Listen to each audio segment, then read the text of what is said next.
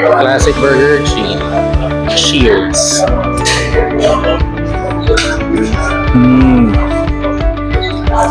Look at this. Alright guys, so nandito tayo sa may Tropical Hut, sa may Jaca Plaza na malapit sa Manila Memorial. So yun nga, ang kinagasnan namin is after namin bumisita kay mami, kala nanay, kala tatay.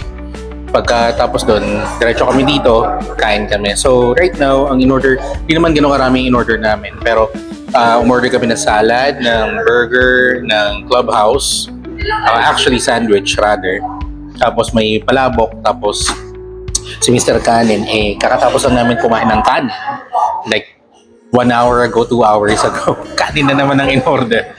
Hindi na merienda. So bumili kami rin ng burger steak. Yan. So, first off, i-check din natin to. Hindi naman ako makasalad. Pero, tingnan lang natin to, itong salad. So, meron mga croutons. Ayan. So, may mga croutons, merong cheese, of course, the lettuce, tomatoes. Ayan. Tapos, merong jelly. Tingnan natin yung loob. Ayun. Meron din palang mga macaroni. Ayan. So, ito na yung macaroni. Ang lasa. Cheers!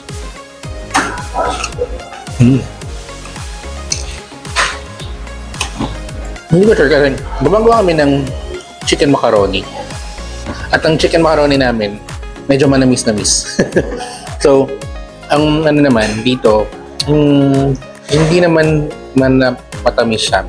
Medyo natatabangan lang ako kasi mas malasa siya sa parang mayonnaise at or cream. Pero I think kapag siguro hinalo to kasama ng iba, baka doon lumabas yung totoong lasa niya. So, jelly, yan. May pipino. And then of course, ayun nga, tomatoes. Crap. Ito, medyo masama na tingin sa akin nung may-ari. Balik ko na doon. At tinikman ko lang, pero masarap siya. Okay siya. Okay, next. Ang ating burger steak. Ito yung burgers, wala silang 1 piece. So, 2 piece ang regular nila. Kung hindi 2 piece ang gusto mo, meron siya yung may kasamang Shanghai. So, yun. Yung Shanghai siya. Yun siya, ayan. Ganyan siya. And then rice, of course. Siyempre, try natin. Isa-isahin natin. Unahin natin yung patty. Hindi, so actually, unahin natin yung gravy. Yan. Gravy muna, gravy. Gravy. Uy. Kalasa ng gravy ng chicken ng Jollibee. Sarap. Sarap. Try din natin ang burger. Okay. Normal size burger. Okay siya. Baga hindi siya manipis, hindi siya ganun kapal. Regular size. Burger steak, cheers. Sarap. Tapos sabayan mo ng rice. Okay ito. Kung sawa ka na kung sawa ka na sa buhay mo. Kung sawa ka na sa mga chicken, mga ganyan, yung burger steak, or kung Jollibee, sawa ka na burger steak yung Jollibee. May difference lang sila sa burger mismo. So, sa akin, yan ganda yung niya, yung burger niya. Ganda rin naman yung burger ng Jollibee. Actually. So, if you want burger steak, this is a good alternative. Ganda. Okay, next up, palabok. Palabok siya. And guys, palabok. Hindi ko na sure, no? So, of course, you have the usual, mga eggs and everything. Pero, itong karne na to, ayan. Hindi ko sure kung ano siya. Pero, mukhang pork. But anyway, let's try this out. Of course, let's squeeze the calamansi. Saluin natin. Kung napanood ninyo yung namin, yung tawag nito, yung Quiapo vlog namin, no? Kumain kami dun sa may Quinta Market. Kumain din kami ng palabok dun. So, nabanggit ko dun, ayoko nung parang luglog, yung makakapal yung strand. So, mas okay sa akin yung mga ganito na palabok. Ayan. Alright, palabok. Palabok. Cheers.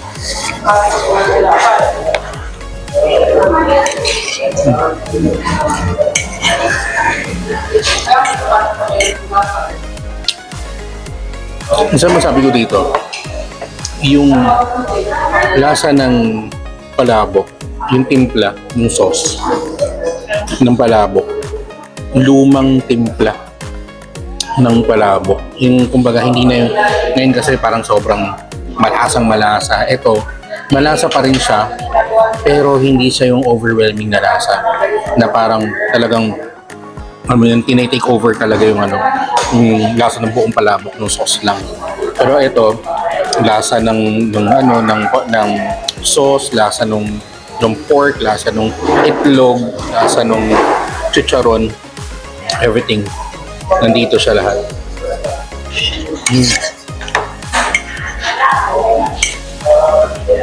Sarap nito. First time kong nagpalabok sa tropical. Dalas kasi, kung nagto-tropical kami, either lunch, merienda, burger, or sandwich, or clubhouse, mga ganun, chicken, yan. Pero never yung palabok, hindi ko pa nalalasan palabok. Pero ito, it's all good, man. Try this out, kapag nag-tropical hot kayo, try this out. Okay, next up, guys, ang ating chicken sandwich. Hindi ko na ibababa. This chicken sandwich, of course, kung meal ang kakainin or bibili niyo, of course, meron tang fries. Mas maganda kung mas crunchy pa yung fries. Pero, okay naman, seasoned well. Up. Yung fries na lang yan. Ayan, bumili kayo ng chicken sandwich. Nakahiwa na yan sa dalawa for sharing. Alright, for chicken sandwich, ayan siya, no? Yung chicken spread, talagang literal na chicken. May mga hibla ng chicken talaga. Actually, sarap pa rin talaga. Actually, kaya ito yung binili ko kasi before, every time na nagpa-tropical hot kami nila mami, ang ino-order niya lagi, chicken sandwich. Clubhouse, chicken sandwich. Either of the two. Yun lang. Ito yung in-order ko. Nabis ko lang. Isa sa mga naunang restaurants na nag-introduce ng tawag nito, float, is Tropical Hut. So, ito is yung A&W. Kanina, ito yung A&W float. Naubos na eh. Naubos na. A&W float, root beer float in a sense. Kasi, actually, before, sayang gusto ko nga sanang i-cover yun, A&W restaurant talaga. As in, yung mga burger ng A&W, ngayon, tapos syempre root beer float ng A&W. Dati natatandaan ko sa may Makati yata, meron sa may Glorieta. Sa Alabang Town, meron din nun, if I'm not mistaken. Ngayon, pero ngayon wala na kasing A&W na resto. So, ayan, A&W na drinks na lang na root beer, then the float, dito sa Tropical Hut. Order kayo, sarap. Okay, lastly, ang classic burger ng Tropical Hut. So, parang ito yung katumbas ng tawag doon, champ, no? Parang katumbas ng champ. Ayan. So, malaki siya. Meron siyang dalawang slices ng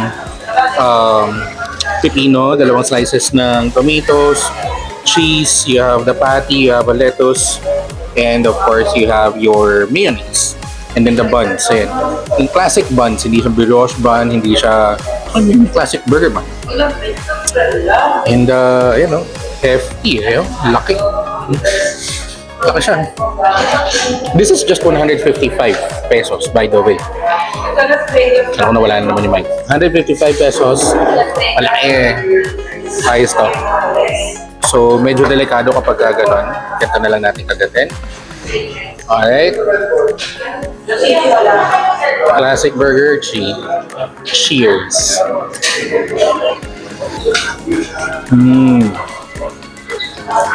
Look at this.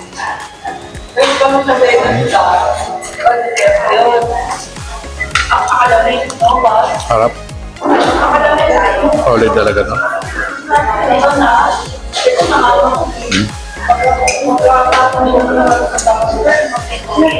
Malambot din yung bread.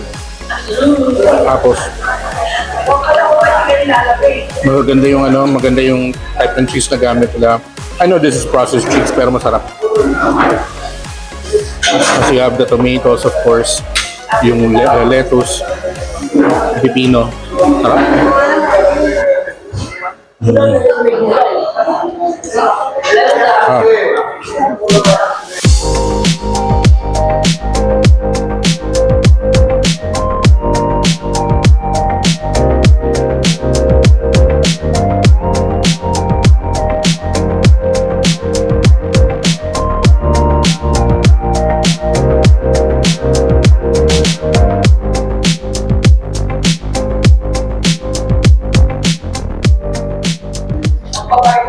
Alam niyo ba, yung Tropical Hut is the 7th oldest restaurants or fast food chain sa buong Pilipinas.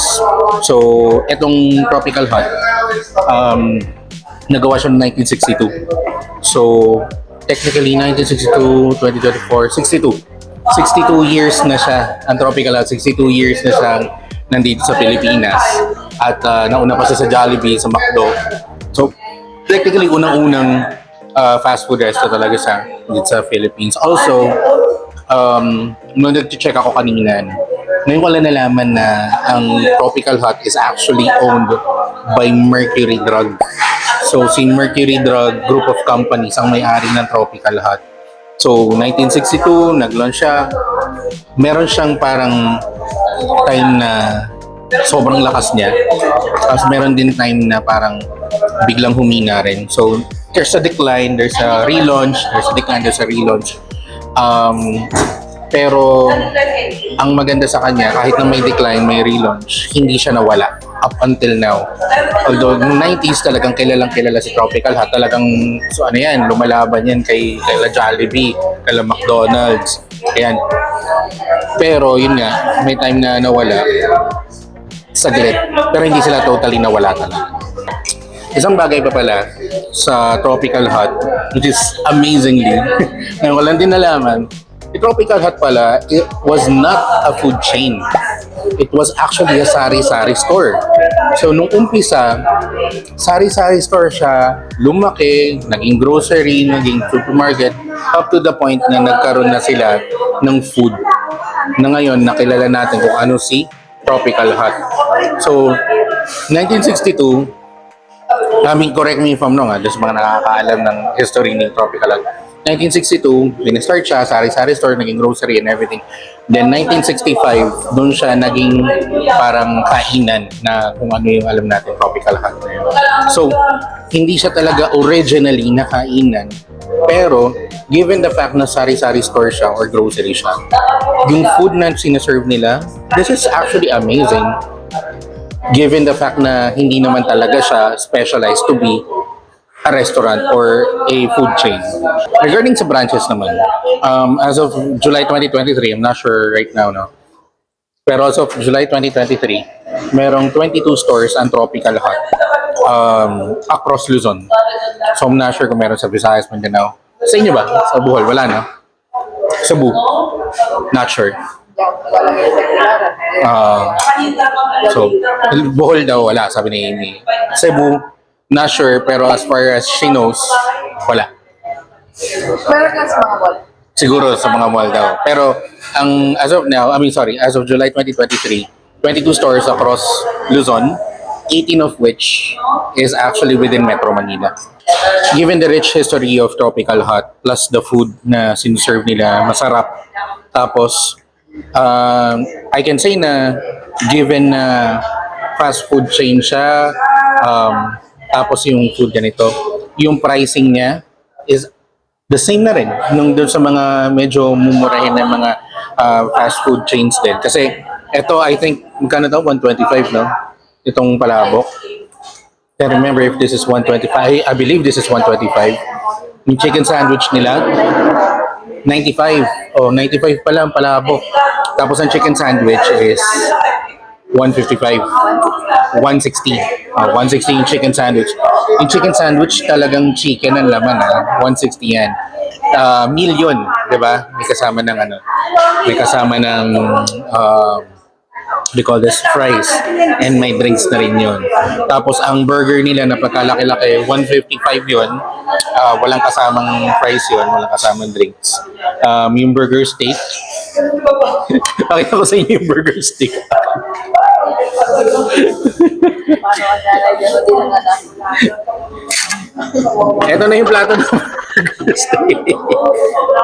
Ayun na yung plato ng burger steak. Hindi ko alam kung nilinisan niya, dinila-dilaan niya. Ayun na yung plato ng burger steak. Ayan, grabe. Mana-mana talaga. Pero yun yan, palabok, the salad, yun. Alam niyo yun, 62 years na ang Tropical Hut, and I hope na tumagal pa lalo ang Tropical Hut. So ayun, no, kung ano, ay, palagay lang, thank you. So ayun na guys, 62 years, probably baka umabot pa tayo ng 100 years, 38 years na lang naman. Kala mo napakasi na 38 years. Pero I think so, no? So,